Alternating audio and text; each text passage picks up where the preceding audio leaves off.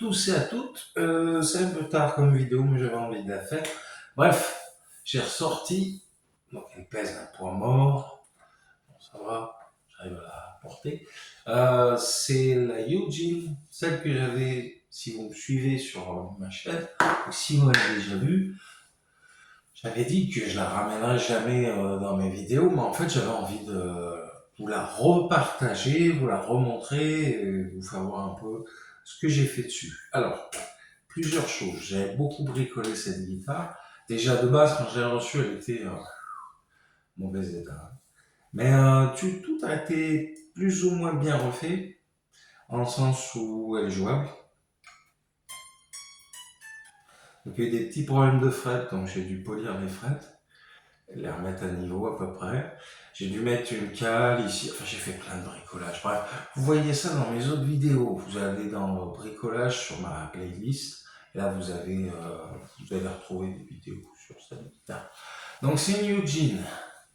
Donc c'est des copies qu'on faisait soit au Japon, alors j'aurais préféré que ce soit une japonaise, mais bon elle est très belle, c'est un beau gros morceau de bois, bien épais, bien mastoc, avec un manche très très très épais aussi, ça se voit.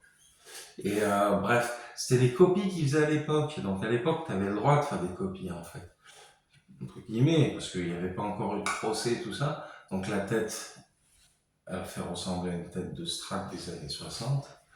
Et voilà, donc avant les procès, les fameux procès au niveau asiatique entre Fender et puis des marques, il y en a plein, des marques japonaises ou coréennes qui copient-collaient en fait les guitares électriques ou même acoustiques. Hein, ça peut être hors Fender, genre tout ce qui est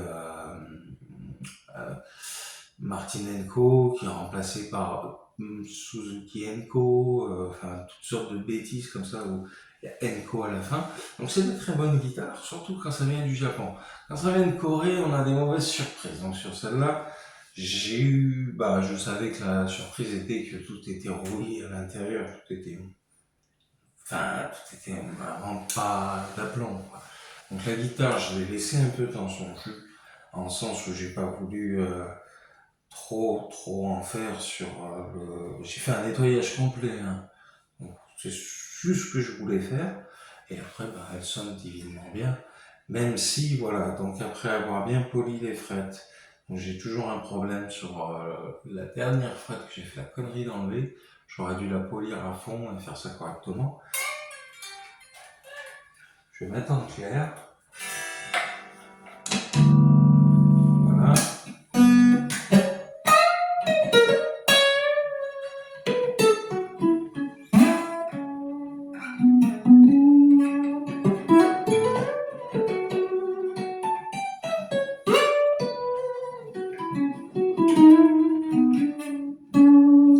Ça va un peu plus loin, malheureusement.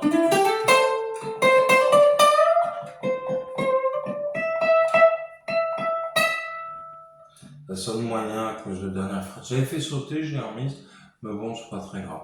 Bref, j'ai fait ma tambouille. Elle marche bien, voilà. Les cordes sont plutôt près du manche, mais bon, pas tout à fait au niveau des... Voilà, bon. J'ai touché au truss-rod qui, finalement, tient le coup, vu les années qu'elle a. Je sais pas de quelle année elle a, si ça vous intéresse de regarder pour moi. J'ai juste vu que Eugene, c'est une marque quand même assez ancienne, peu connue, voilà. Donc le Eugene, c'est la marque de la guitare, voilà. Que justement, donc elle a été faite avant les procès Fender, donc ouais, elle doit dater des années où on faisait des têtes Fender hyper grosses, on va dire. Et voilà. Donc après, c'est une guitare où on s'éclate pas mal. Alors, il y a 3 positions à 5. Voilà.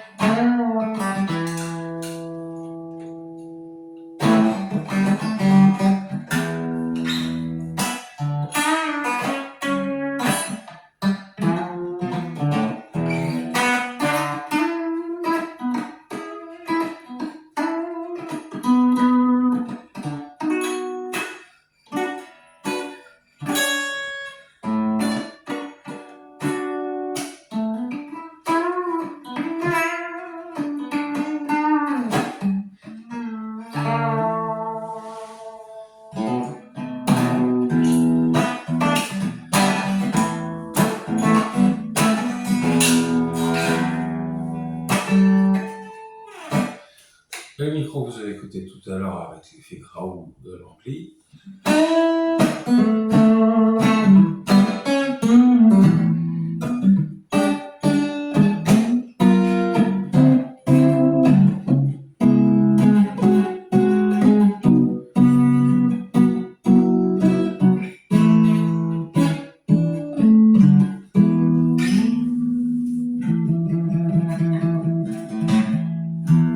Voilà, juste une vidéo où je m'éclate un peu avec une guitare que j'ai payée 48 €. Alors je l'ai eu en pièces détachées dans le sens où le lait avait plus de manche, il était à moitié pété. Fallait utiliser de la colle à bois, des cales, des petites choses comme ça pour bien régler le truc aux petits oignons. Et en fait, on s'éclate là-dessus. C'est une très bonne guitare, moi j'aime bien.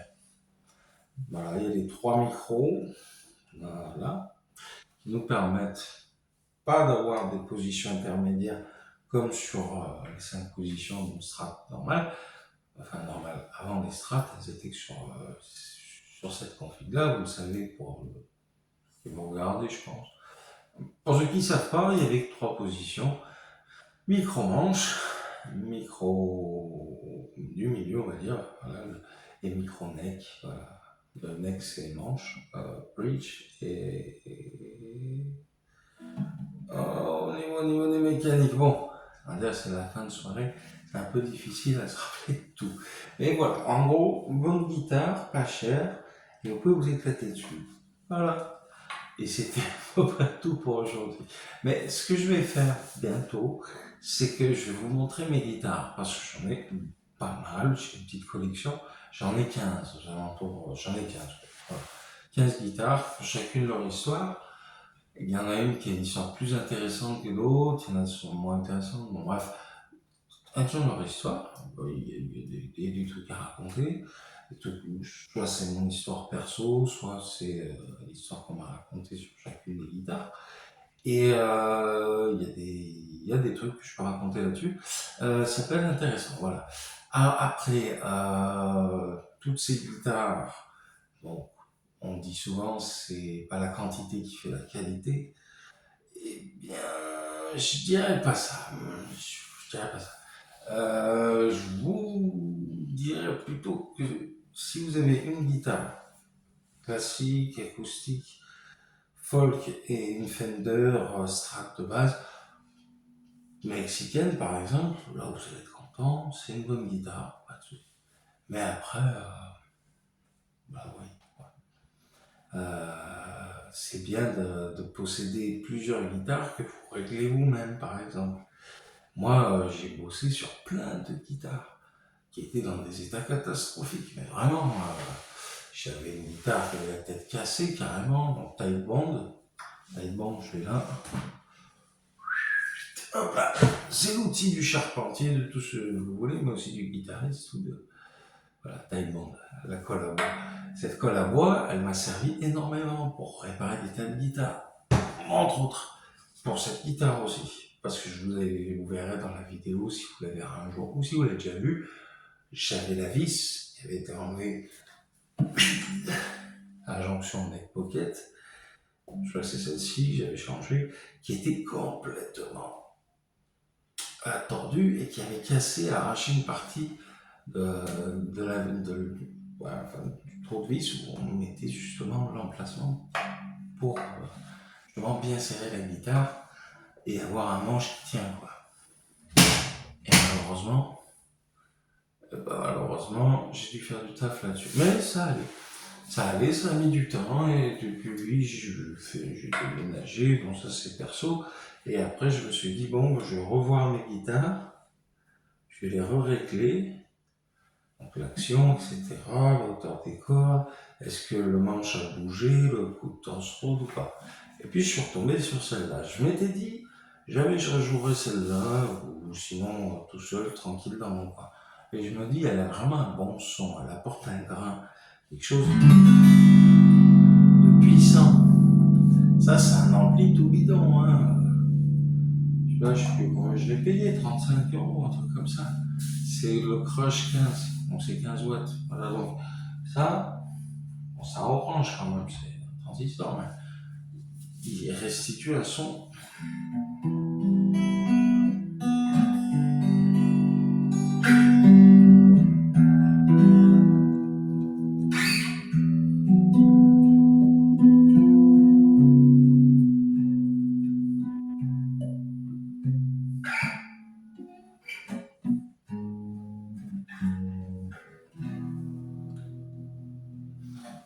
le son est bon et franchement, j'aime bien partager les choses quand elles sont belles. Voilà. Ça a duré longtemps. Je me suis un peu égaré. Oui, alors juste que je ferai une vidéo sur mes guitares. Peut-être pas grosse vidéo, mais partie de vidéo qui permettra au moins d'expliquer un peu ce que j'ai comme guitare. Voilà, vous verrez ça plus tard. Quand j'aurai envie de le faire. Puis si ça, voilà, si ça vous intéresse, enfin, je verrai déjà cette vidéo si elle a bien marché, vos commentaires, etc. Voilà, donc, ou si on n'a pas, je verrai, je verrai.